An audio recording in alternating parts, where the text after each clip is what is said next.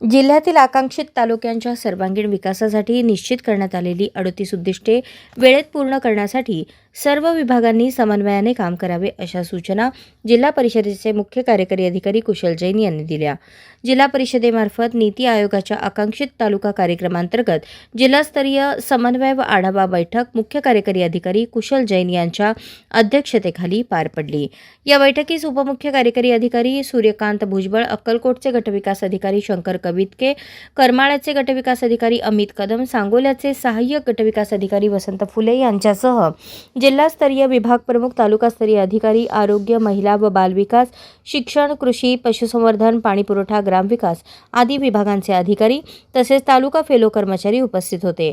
बैठकीत सीईओ कुशल जैन यांनी आरोग्य, पोषण, शिक्षण, कृषी, पर्यावरण, पायाभूत सुविधा आणि सामाजिक विकास या क्षेत्रातील विविध निर्देशांकांचा आढावा घेत संबंधित विभागांना आवश्यक सूचना दिल्या।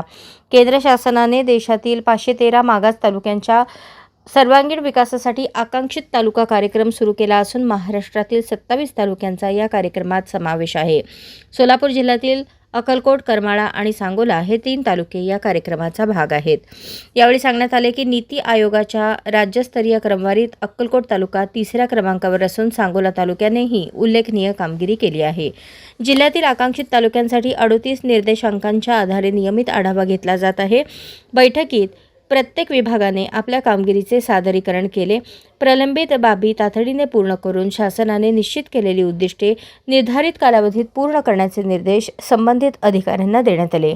बैठकीच्या शेवटी सर्व विभागांनी परस्पर समन्वय राखत आकांक्षित तालुका कार्यक्रमाची प्रभावी अंमलबजावणी करण्याचा निर्धार व्यक्त केला।